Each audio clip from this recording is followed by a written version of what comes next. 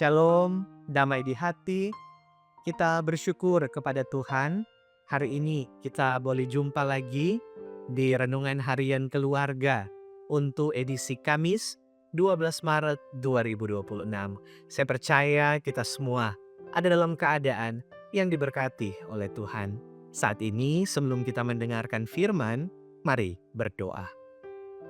Bapa di sorga, kami mengucap syukur kepadamu untuk setiap kebaikan dan kemurahan-Mu yang terus teralami dalam perjalanan kehidupan kami. Kami bersyukur untuk setiap berkat yang Engkau curahkan dalam perjalanan kehidupan kami. Di saat ini Bapa, kami akan membaca dan mendengarkan kebenaran firman-Mu melalui Renungan Harian Keluarga di channel YouTube Gemi Maranatha Paslaten. Dimanapun kami berada saat ini, Roh Kudus-Mu menolong kami untuk memahami kebenaran firman-Mu dan memberlakukannya dalam kehidupan kami. Dalam nama Yesus firman kehidupan, kami berdoa. Amin. Saudaraku, bacaan Alkitab hari ini terdapat dalam kitab Yesaya pasal 44 ayat 25 dan 26.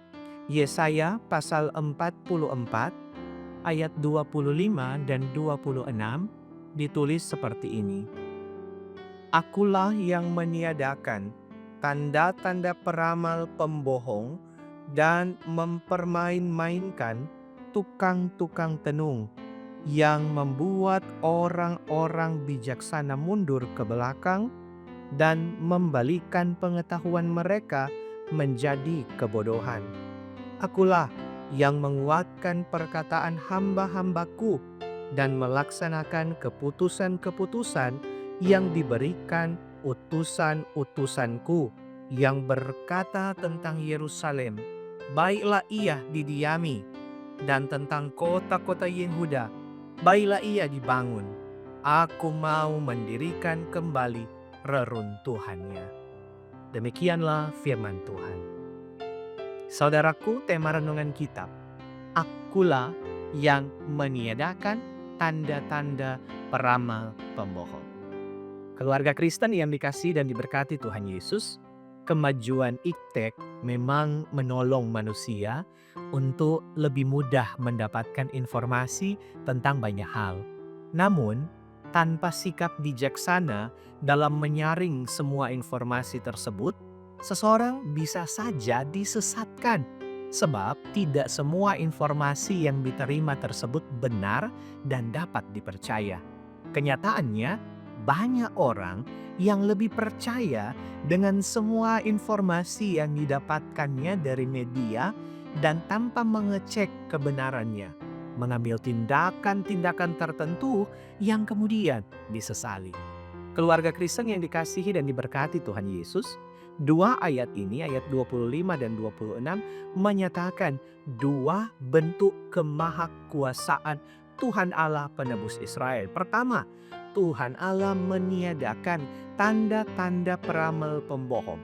Kedua, Dia menguatkan dan melaksanakan keputusannya yang telah diberitakan hamba-hambanya. Kata meniadakan menggunakan kata kerja yang berarti meniadakan, menggagalkan, menghancurkan, mengakhiri. Ini menegaskan bahwa para peramal itu hanyalah pembohong, sebab berita yang mereka bawa bukanlah berasal dari Tuhan Allah. Mereka hanya mereka-rekakan sesuai dengan pikiran mereka sendiri dan tidak ada kebenaran di dalam berita mereka. Berita yang dibawa oleh para peramal ini benar-benar sangat berbeda dengan apa yang dinyatakan melalui para nabi Tuhan Allah. Jika para peramal memberitakan kebohongan, maka para nabi menyatakan keputusan dari Tuhan Allah sendiri. Karena itu, pemberitaan mereka adalah benar. Tuhan Allah menyatakannya benar karena Dia sendiri menguatkannya dan bertindak sesuai dengan keputusannya yang disampaikan para nabinya kepada umat. Dengan demikian, berita kelepasan yang disampaikan oleh para nabi adalah benar bahwa Tuhan Allah akan memulihkan Yerusalem dan Yehuda.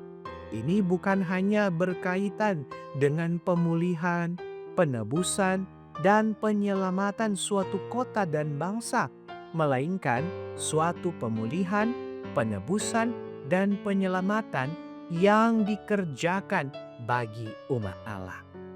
Keluarga Kristen yang dikasihi dan diberkati Tuhan Yesus, kiranya firman di hari ini menolong kita untuk bersikap bijaksana dalam menyikapi semua informasi yang kita terima dari semua media, sehingga kita tidak mudah terpengaruh dengan informasi dan pengajaran yang belum tentu benar dan dapat dipercaya.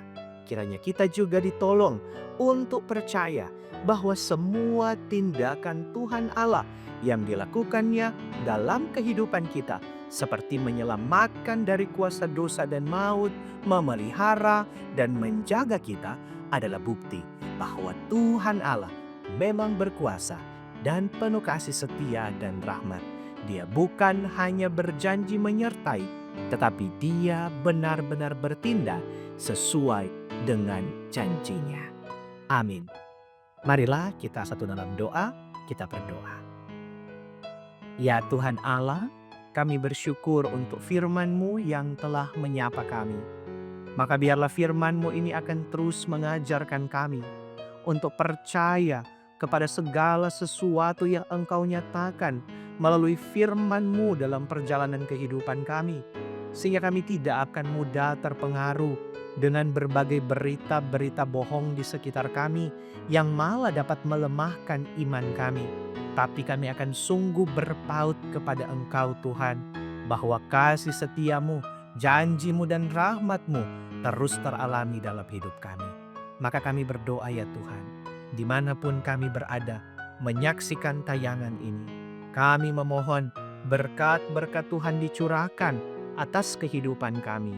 Kami diberi umur panjang, kami diberi kesehatan dan kekuatan, kami dipelihara dalam menjalani hari-hari hidup, usaha, kerja, mata pencarian kami.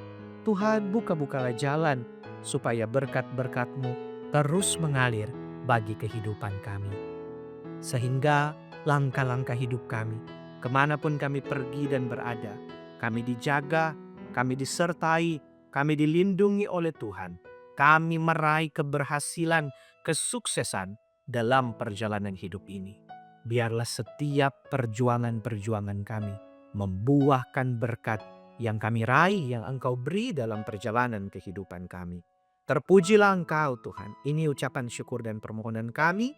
Dengarlah kami yang berdoa dalam nama Yesus. Amin. Demikian renungan harian keluarga untuk edisi hari ini. Jangan lupa untuk terus mendukung channel ini dengan cara subscribe, tapi juga like, komen, bagikan video ini. Yang berkenan memberi persembahan, silakan melalui kris yang tersedia. Tuhan Yesus memberkati kita. Shalom, damai di hati.